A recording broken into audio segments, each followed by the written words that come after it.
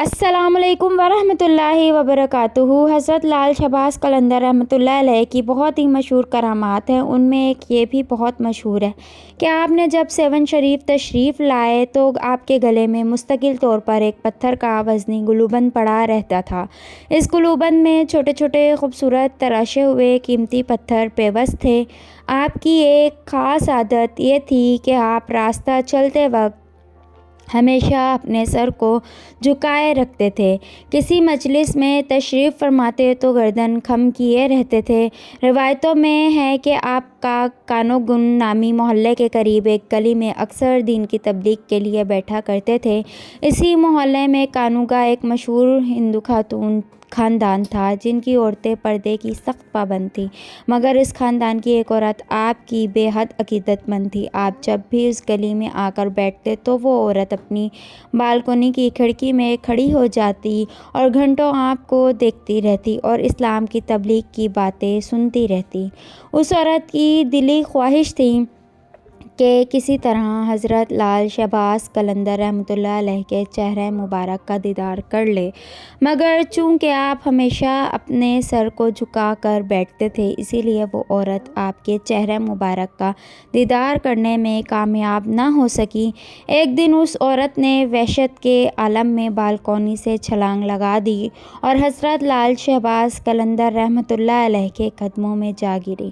اونچائی سے گرنے کے سبب ہندو عورت شدید زخمی ہو گئی تھی۔ بس اس نے اسی وقت ایک نظر آپ کی چہرہ مبارک پر ڈالی اور دار فانی سے کوچ کر گئی۔ جب محلے والوں نے یہ دیکھا تو ایک ہنگامہ کھڑا ہو گیا۔ اس کے بعد مرنے والی عورت کے رشتہ دار لاش اٹھانے آئے اور آپ سے کہا کہ اجازت دیجیے اس بد نصیب عورت کو لے جائیں اور آخری رسوم ادا کریں۔ کانوگا خاندان کے لوگوں نے آپ سے یہ اجازت یوں چاہی تھی کہ عورت کے مرنے کے بعد بے پردگی کے خیال سے حضرت لال شہباز قلندر نے اپنی چادر اس کے جسم پر ڈال دی تھی۔ یہ بات پہلے سے ہی اس ہندو خاندان میں مشہور ہو چکی تھی کہ یہ عورت آپ کی بے حد عقیدت مندوں میں سے تھی اور صرف وہ اللہ کے نور کو آپ کے چہرہ مبارک پر دیکھنے کی خواہش مند تھی۔ جب لوگوں نے آپ سے پوچھا تو آپ نے بے ساختہ فرمایا کہ مجھ سے کیا پوچھتے ہو، یہ تمہاری امانت ہے، جہاں چاہو اسے لے جاؤ۔ اب رشتہ داروں نے زمین سے لاش اٹھانے کی کوشش کی مگر وہ لاش ان لوگوں سے اٹھ نہ سکی۔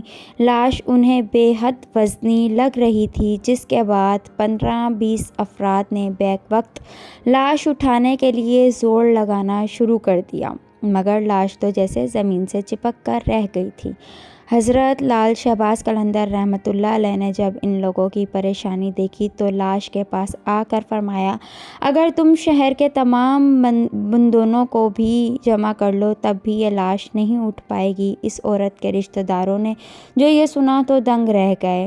کاٹو تو ان کے جسم میں خون نہیں، تمام بندوؤں کو سختہ لگ چکا تھا۔ کچھ دیر تک یہ سب بو کھلانے رہے پھر ان میں سے ایک نے پوچھا کہ حضرت آخر اس عورت سے گناہ کیا سرزد ہو گیا، اسے معاف فرما دیں تاکہ اسے یہاں سے لے جا سکوں۔ آپ نے جلال کے عالم میں فرمایا، بات ثواب اور گناہ کی نہیں، بات صرف اتنی ہے کہ عورت کی قسمت میں جلنا نہیں ہے۔ ہندوؤں کے لیے یہ ایک عجیب و غریب صورتحال پیدا ہو گئی تھی۔ پوچھا کہ پھر ہم کیا کریں؟ جس پر حضرت لال شہباز قلندر رحمۃ اللہ علیہ نے سخاوت آمیز لہجے میں فرمایا، وعدہ کرو تم سب اسے دفن کرو گے تو لاش اٹھ جائے گی۔ ہندوؤں نے وعدہ کیا، جس کے بعد اس عورت کی آرتی اٹھنے کے بجائے جنازہ اٹھا اور اس کو مسلمانوں کے طریقے سے دفن کر دیا گیا۔ اس عورت کی قبر سیون شریف میں موجود ہے، جسے ہندو مذہب کے لوگ دور دور سے دیکھنے آج بھی سیون آتے ہیں۔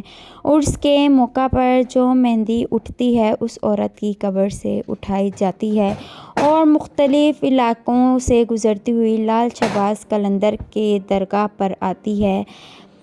حضرت لال شہباز قلندر رحمۃ اللہ علیہ کو دنیا سے پردہ کیے ہوئے 800 سال سے زیادہ ہو گئے ہیں، لیکن آپ کا فیض روحانی اب بھی جاری ہے۔ آپ کی یادگاریں اب بھی تاب و بندہ و زندہ ہیں۔ حضرت لال شہباز قلندر رحمۃ اللہ علیہ کی یہ کرامات دیکھ کر کانوگا خاندان کے ہندو آپ کے دست مبارک پر مشرف با اسلام ہو گئے تھے۔ اس طرح اسلام سندھ میں پھیلتا گیا۔ فرینڈز، اگر ویڈیو آپ کو میری اچھی لگی ہو تو میرے چینل کو سبسکرائب کریں، لائک کریں، بیل آئیکن کو پریس کریں اور ویڈیو کو لازمی شیئر کریں۔ اللہ حافظ۔